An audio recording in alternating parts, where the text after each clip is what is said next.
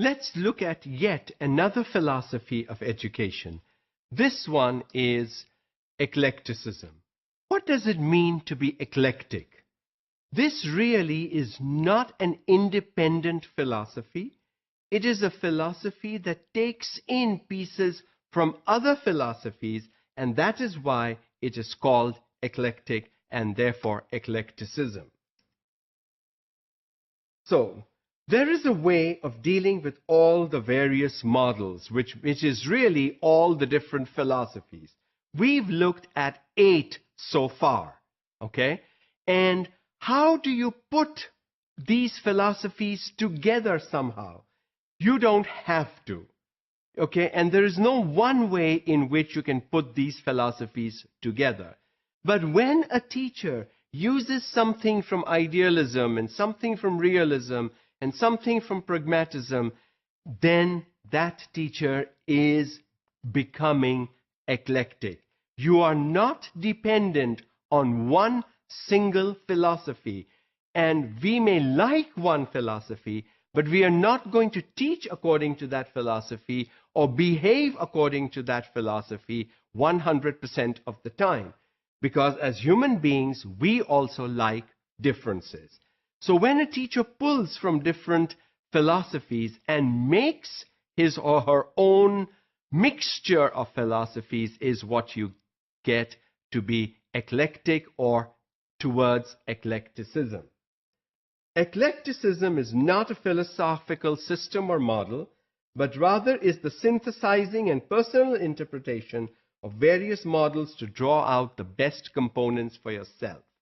So, teacher A may be doing 50% of realism, 20% of idealism, another 20% of pragmatism, and maybe 10% of existentialism. That's fine. Another teacher may be doing a different combination. That's fine. So there is no one-size-fits-all, really, for the teacher even. As long as you're pulling resources from different philosophies, as long as you play the different roles of the teacher, as long as you use the teaching methods under those varying philosophies, every so often you are getting to be an eclectic teacher. Now, this is what in the 21st century we would like teachers to be. We would like them to be eclectic, not focused on one trend of thought, not focused on one method or philosophy or approach, not focused on one way of doing things, but trying to look at how I can bring in variety in what I do in my classrooms. And what 2, 3, 4 teachers may be using realism, but may be using different pieces from realism.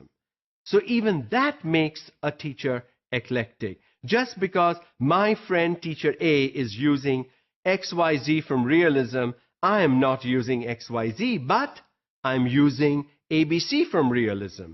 Is there anything wrong with it? No, there's nothing wrong with it, because we are different people.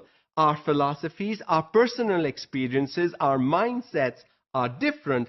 We will pick up different things from different philosophies. And that is exactly what makes a teacher believe in eclecticism.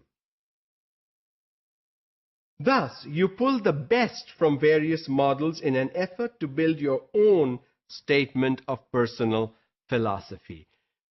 Even if you don't build your own statement, even if you cannot say what your own personal philosophy is, you can still be able to justify why you use something from realism, something from idealism, something from pragmatism, and so on. As long as you can justify and reason why you picked those things, I think you're on your way to writing your own philosophy statement.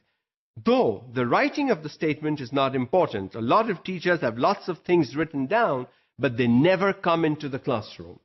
The important thing is, what do you bring from these philosophies into the classroom that makes your classroom an eclectic classroom, makes you into an eclectic teacher, and your students experience eclecticism.